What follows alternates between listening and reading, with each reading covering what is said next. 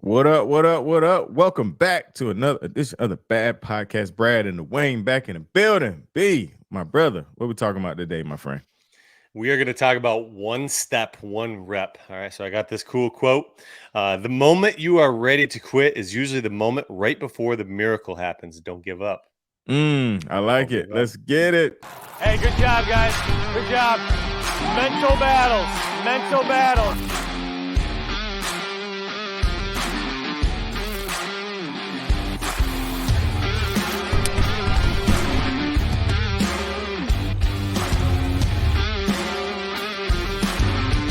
Hey, man. Each man for life, baby.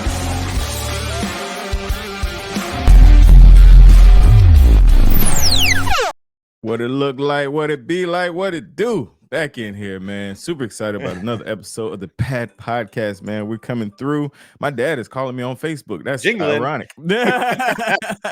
Like right when we started, man. I'm gonna have to hit him back. But yeah, man. So super excited about this episode, man. Before we get into it, always love to thank you guys for checking out this podcast, man. Telling people about it and letting people know, that you love the Bad Podcast, man. And I have to pull up. Let's find one message. It says, I am a fanatic of ultimate running. The things they do to have the spirit and determination and joy to do a ultimate running. Of course, I guess they're talking about the last episode we had was really good. Said love the episode with our brother Mike. Man, that was a really good episode. Shout out to AH Braswell 7219.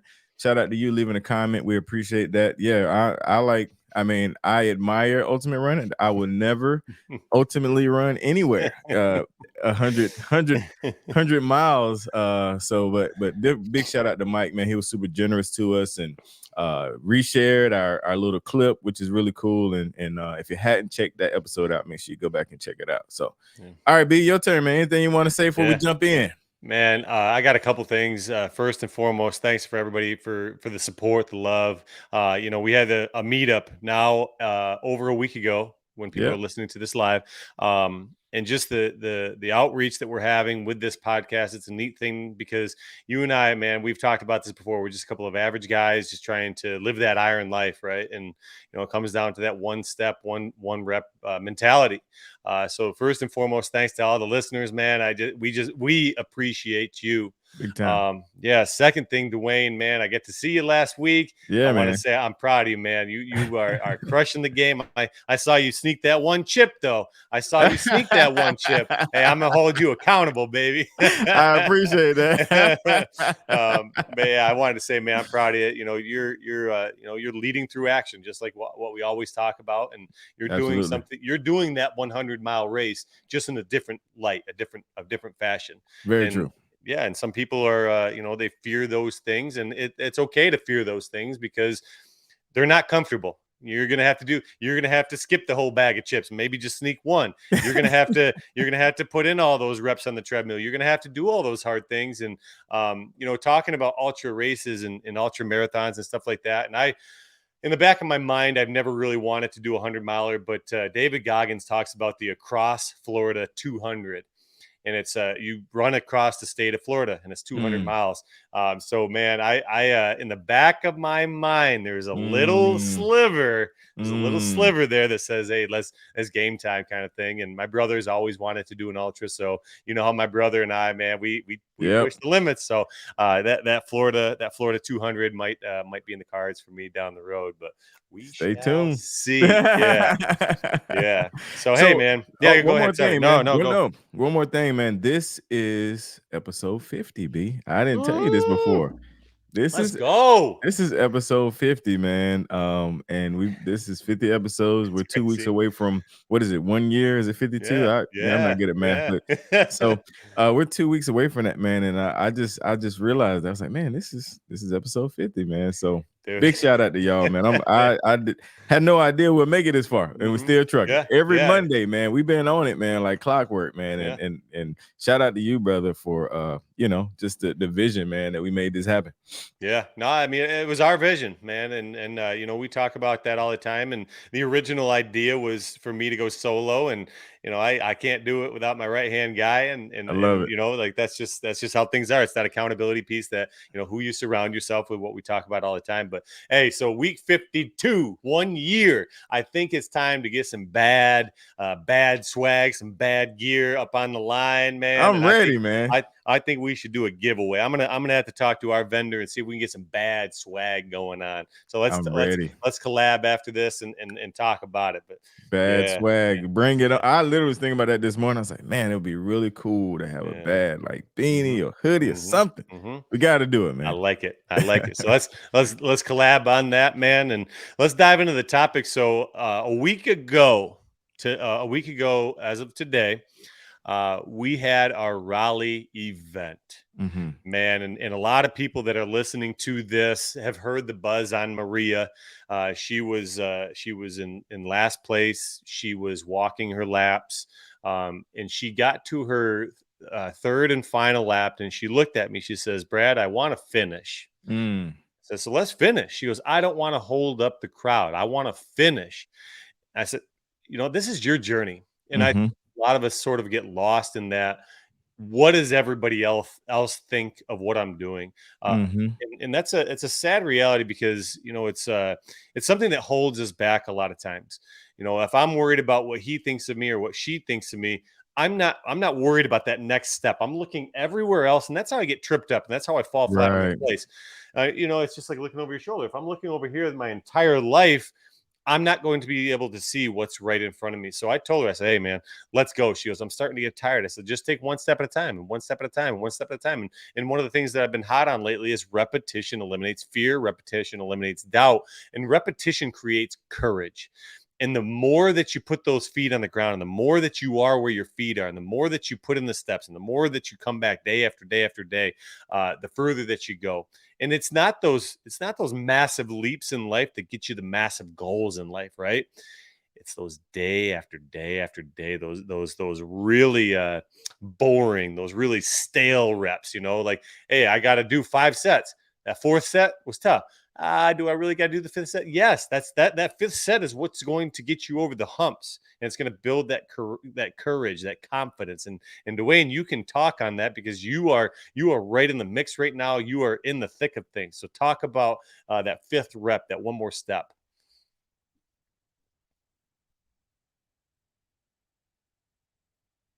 I muted myself because I'm queuing up that video. You inspired me. I'm gonna find that video and we're gonna play it in here. So that's why I muted myself. But so I'm gonna take it a little bit further, on what you're talking about. Literally this morning, which you're listening is gonna be a week from today. I was conversating with an accountability partner that's E2M. And I was telling them, okay, let me give you a backstory. My coach, shout out to Eric Shelton, our brand new E2M premium coach. He's my bodybuilding coach, and he has transitioned to a new app to track, my rep, my workouts and my meals and even my measurements every day. So in the transition in this app, I noticed this morning that one leg exercise was missing. Everybody know I hate legs. Like I hate working my legs. It's a dread. I told my AP, I was like, yo, he forgot the split squats at the end. Like, I wonder if that was on purpose, because I'm a by the book guy. If it's not on the list, E2M taught me, if it's not on the list, you don't do it. Right. So I was like, man, I ain't mad at it. I ain't even gonna mention it. My AP was like, all right. Is that the right attitude to have? Should you reach out to him and should you say, hey, did you mean to move this? Because what if that's the difference between how your legs look like on the stage? Yeah. And I was like, thanks. Like, thank you for the accountability. I hate you at the same time. It's a love-hate, man. It is, man. It is. But it's one of those things, man. Like you're talking about the last rep. We're talking about a whole exercise that I could literally like not say nothing. The little kid is sneaking and not add that back to the regiment. And that could be the difference between a first place or a second place, or that could be the difference between getting a pro card on a debut or not. Just that one small piece. But you have to be willing to be accountable, first of all, and then secondly, be willing to do the thing that you don't like, willing to do the still. Like, I hate those things. Like, I was, when I scrolled up and was like, oh, I'm done, I was like, oh, well, I was happy. I pimped my way out of the gym, man. And like I said, I got on the phone and it was like, yep, nope, that's not what you want to do, man. So that is a real-time example of, hey, all the reps count, all the workouts count. And yes, I'm going to make him up in the garage in a few. So don't send me no messages. It's going to happen. But no, that's a real-time example of exactly what you're talking about. And Herb Brooks says, legs feed the wolf, Dawain. You are the wolf, man.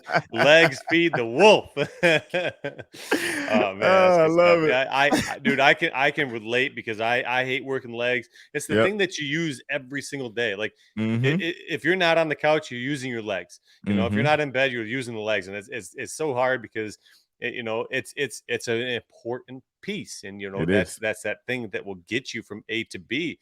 Sometimes the things that you want are the things that you don't want, if that makes any sense. The things that you want are the things that you shouldn't want, want, not don't want. But it's that accountability piece. Just, man, going back to the Maria story, man, like, if she would have been out on that course alone, would she have finished? Maybe, but probably not, right?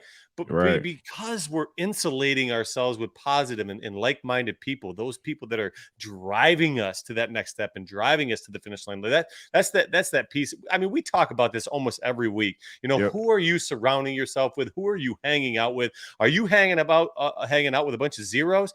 You're probably going to be a zero. If you're hanging out with a bunch of heroes, you're probably going to be a hero.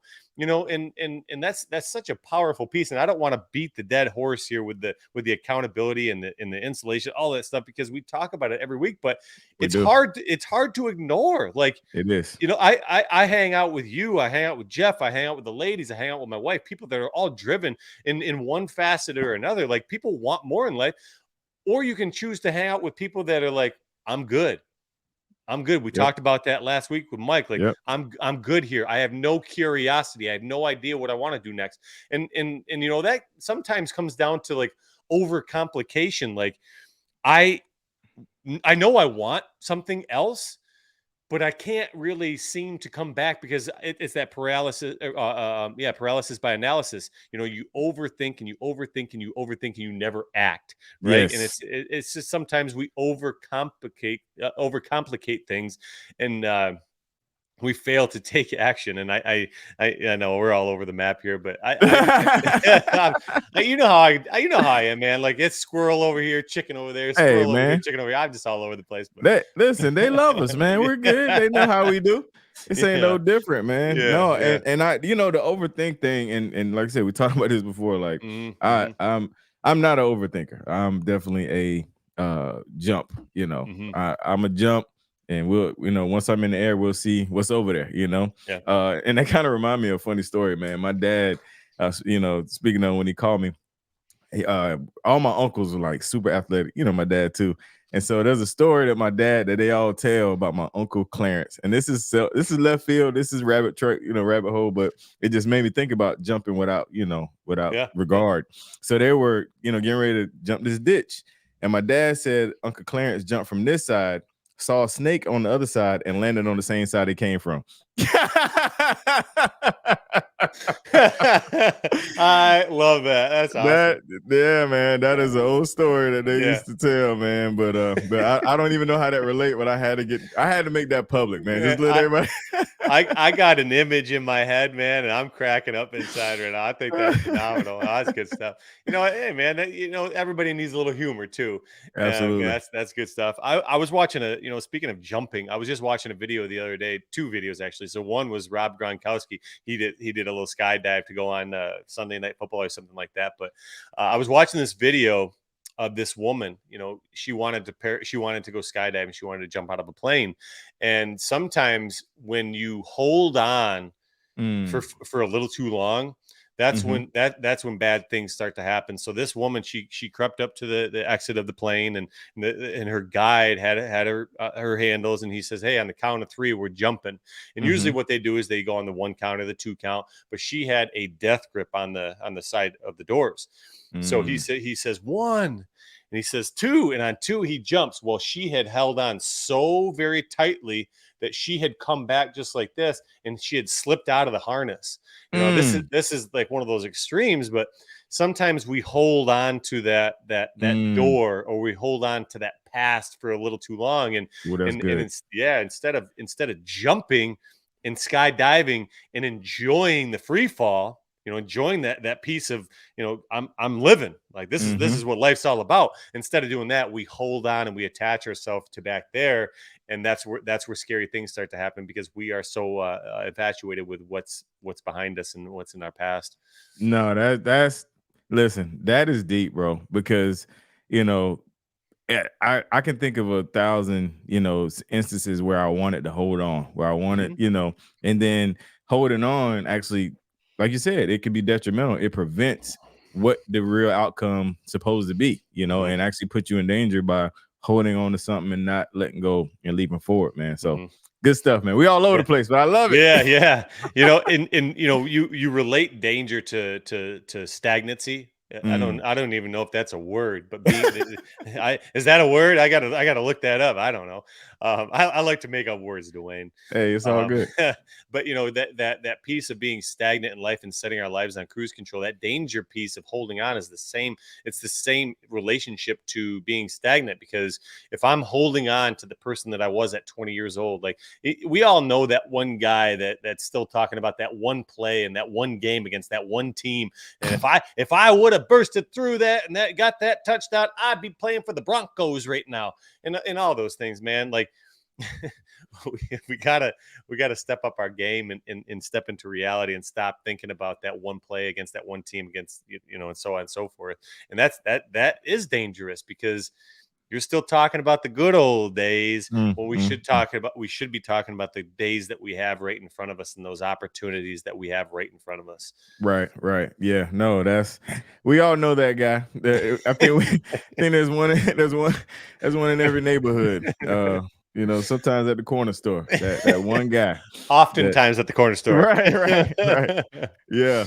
So another thing, B, I wanted to bring up, man, kind of going back to the topic, this is week 4 for our clients. And so week 4 is a time that we notice a lot of people fall off the wagon. Week 4, the week 1 glory is over. The week 2, the shine is dimmed a little bit. Week 3, you know what you got going on. Week 4 is when a lot of people turn around. They don't take that next step, that we're kind of talking about. And even the homework this week, I'm gonna take it even further. The theme in the homework this week is finding your why.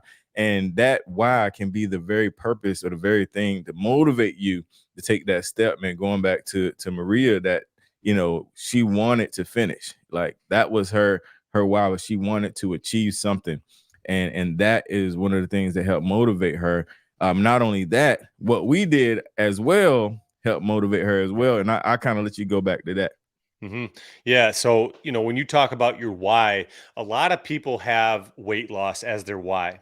And when we talk about our why, we need to make that a huge piece of why we're here. One of my whys is my kids. I every day, my dream is to wake up when I'm 80 years old and see my kids thriving someday. Right. And I can't wake up at 80 without pouring into myself today, and we lose that sight sometimes because it's so far away. It's that light off in the distant, right. And it's a small glimmer, and we think that we should reach that today. That's not where greatness is achieved. The greatness is achieved right here where our feet are. When we're putting in the reps, we're putting in the steps, and we fail to remember or keep in the back of our mind what our why is. So what I do, and this is what I do. I do this every 8 weeks, and people think that hey, no, Bradley, you don't do that. I do this. So I have a Post-it. I have those sticky notes, right? And every 8 weeks I put on my why. And most of the time, my why is my family. I want to see my kids graduate high school. I want to see my kids graduate college and get married and have kids. Like I want to see that flourishing life 20 years down the road, but I can't make it 20 years down the road without pouring into myself today. And a lot of times, Dawain, we fail to recognize the importance and fail to appreciate the importance of health and wellness. At the end of the day, we are a fitness podcast, a health and wellness podcast. It's hard to ignore the fact that your health, your fitness, your wellness overall is playing a huge impact on who you are 20 years from now. So you got to keep that why in mind, man. Absolutely. And the why has to be strong. Strong. It's one thing to say your kids, and it's funny when you say your kids and then you still slip up. Like, does that mean you don't love your kids anymore? Like, Right. like you have to really kind of take it serious, and it has to be something that drives you when you don't feel like going forward, when you don't feel like getting up and working out or taking that step, taking that rep, and not settling because of that very thing, man. So yeah. So and I want to piggyback off of that. And when you fail, it's not that you're failing your kids. And a lot of times we take failure and we think of it as a permanent thing. Man, failure is a blemish. Everybody has blemishes. Everybody has those marks. Like, man, I'm thinking Jaws too, man. They got the Scarface Jaws. He got slash marks all over his face. Man, that's the greatest shark of all time. Right. And we're all sort of like that shark where we have those nick marks. We have those blemishes, but they're not permanent. Okay. And a lot of us allow them to be permanent. Man, you can't allow